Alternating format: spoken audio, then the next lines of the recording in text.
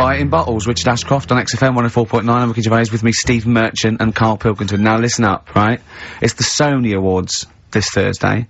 Now, for those who don't know, the Sony Awards are like the Oscars for radio presenters and producers and everything, right? So, and as you know, me and Steve, we love to win. We want to win this one. This is the last time the panel will be listening, so I want a good, clean, tight show, Okay. right? So no swearing, joking aside, no swearing, nothing controversial and nothing in bad taste, alright? Good luck out there. Aren't we a little bit buggered then? Well, yeah. So, alright, Karl? Yeah, that's alright. It's just when you say things like, you know, make it a good one. Sometimes it sort of puts a bit of pressure on and things slip out that you shouldn't say and stuff like that. Do you know what I mean? Have you ever had that? What, when you can't? It's like, I'll tell you one story, right? I'll tell you a couple, actually. That one's just come to mind right now, right? There was a fella who my dad was gonna meet. I don't know if I told you this before, right? But, I have told you, when it was a party, and everyone was saying, Dave's coming, he looks like Ken Dodd. But don't say anything, have I told you? yeah, go on, what is it again? And, everyone's like, right, and my dad's like, I've never met him, I wonder if he does look like Ken Dodd, and everyone's saying, yeah, but don't say anything. Yeah. Because you'll accidentally, you know, say it, and... Young Bunctious, you might go, Young Bunctious to meet you. So, the thing is, when this fella turns up, he did look like Ken. My dad couldn't believe it. First thing he said, nice to meet you, Ken. Oh, no. His name's Dave. And that's the sort of thing. There was another one, right? At a station that I worked at in Manchester, right? There was this girl who worked in the newsroom, right? And she had a plastic arm, right? Right. And this presenter, nice bloke, he didn't, you know, he's not out to hurt anyone, went up to her, sat down, was chatting for a bit, touched the arm, said, what lovely skin you've got. What did she say? I mean, she's probably used to it, so she wasn't bothered. And then, right, this is brilliant. This is a sort of gaff he made on air, right? And like I say, he's a nice bloke, so he meant nothing by it, right? But he does this competition on the air, gets a caller on, right? And he's talking to the woman, saying, you know, thanks for calling in and to play, I don't know, what have I got in my pocket, or whatever they used to play on the show, right? And talking to the woman, in the background there's this noise, right? Like that, right? So he's talking, and he goes, have you got a pet parrot? She said, no, it's my Down syndrome kid. Oh, dear. Oh. The thing is, awards don't matter. No, I don't think so. Play record? I don't think so. So, we're not out to offend or annoy. Appropriate words there. That's the Smiths and Panic. Don't worry about it, Karl. People know that you haven't got a malicious bone in your body. So, they know it's confusion. Don't worry. No, it did happen, so it's I know, yeah. So, what have you been doing this week, Steve? Well, I'll tell you what, at the beginning of the week I was, incredibly annoyed by Karl. Why? No, because I remember you had a little discussion with Karl a while back saying that, you thought he was lazy at times. Yeah. And, you know, you had various criticisms of his work. Yeah. And I got a call from him, he said, oh yeah, I should have told you, I had a phone call, someone said that they were trying to get hold of Steve Merchant to offer him some lucrative voiceover work. Now, you know... That is money for old rope. It's money for old rope. That's you're in there for about 20 minutes and it's thousands of pounds. If there are children listening who are still at school, they should definitely, when the careers guy says, what do you want to do? Try and get voiceover work. Just become a voiceover artist. It's money for old rope. Yeah. So I can't believe my luck, because, you know, I love money for old rope. Yeah. And, I said, well, what's the information? He said, I don't know. I deleted the message. It was on his answer, and he deleted the message. I said, right, when did the message come? He said, last week. So he took a week to tell me that he had deleted the message. Why, just because it wasn't for you? I mean, I don't know how selfish that is, Karl. No, what happened is, right, I got back off holiday. I was at home. Yeah. So I called up my voicemail, right, because I can do that. Yeah. Remote access, right, because I've got to know what's going on at work. Of course. Called in, it was still my day off, I was going through the messages. Yes. Heard one from some company saying, we're after Steve Merchant. Yeah. We want him to do some voiceover work. Yeah. Right? I can't remember the name of it, but thanks. I thought, right, I'll remember to tell Steve. A week later. It doesn't matter, does it? You still got the message, and they What message?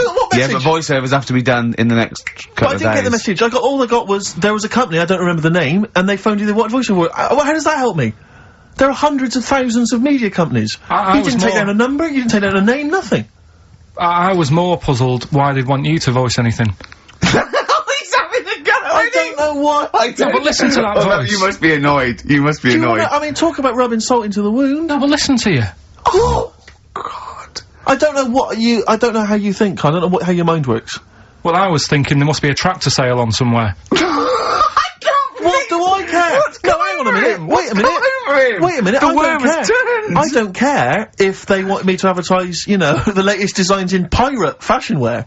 I will do a voiceover because it's money for the rope. I don't care what you think of my voice. Someone was interested. They were offering me money. And you decided arbitrarily, oh, they probably wouldn't want it. They probably made a mistake. They wouldn't like the way he talks anyway. I'll delete the message. No, the thing is, right, What if that had been a girl? I get paid to sit here on a Saturday, Yeah. right?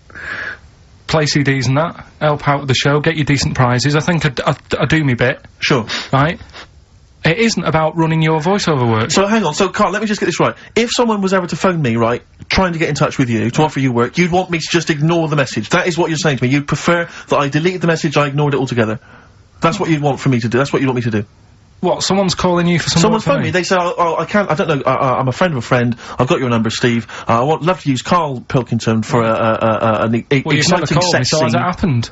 Well, Has it but happened? I'm saying in the future, if it was to occur, do you want me to just ignore it? Is that what you prefer me to do? Well, it's not like that, though. I did tell you, I told you the message. You didn't what? You told me a week later with none of the information I needed. Carl, that doctor called last week. That kidney's ready for that, little girl that you were doing that sponsored walk for. I forgot to tell you. Oh. I hope it's still alright. They keep it on ice, don't they? I think they do. Selfish, Carl. So selfish. And you've lost us a Sony. Beautiful bit of Snoop on XFM, yeah? Kicking it with Ricky old Gervais. school, yeah, Sweet. Steve Merchant and Karl Pilkington. What has happened to Karl? Because Karl, I thought, is, you know, is this sort of sweet little buffoon, almost childlike in his ways. You know what I mean? Like Charlie Brown after some sort of head injury, and now he's. And now he's coming back like that, having a go at, not caring about voiceover work. It's like, because Heat have written about him a couple of weeks, it's like he thinks he's better than you in some way. I do care, though. You're out of order saying that, right? Because Carl- I've sorted you out with tickets for stuff. He doesn't turn up to. Carl, I received a phone call. You deleted the message offering me voiceover work. You're as bad as my agent. I'm appalled by it. And I thought we were friends. At least his agent, when he does it, is losing himself money as well. Yeah, exactly. You've got no comeback. You're still sweet. And to have a go at his, you've got a mank whine. Right? For a voice. Like a cartoon Gallagher brother on Coronation Street. I mean, and yes, Steve does sound like a Wurzel, but that doesn't, do you know what I mean? No. What about Jethro? Jethro does well. Jethro gets on Des O'Connor anytime he wants. Just has to phone Des up. And he's on there. Straight on and there. he's whining like a Wurzel as well. So, you know, to say that that is a rubbish... Alright, apart from that then, what else have I done that's wound you up?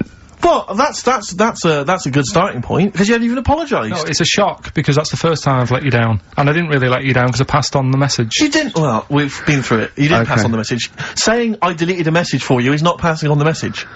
I mean, I just think what's happened is that you've got a little bit of celebrity now from the show. I mean, I've seen you being recognised in pubs and stuff, or people have come up and they said, are you Karl, because they've seen Ricky.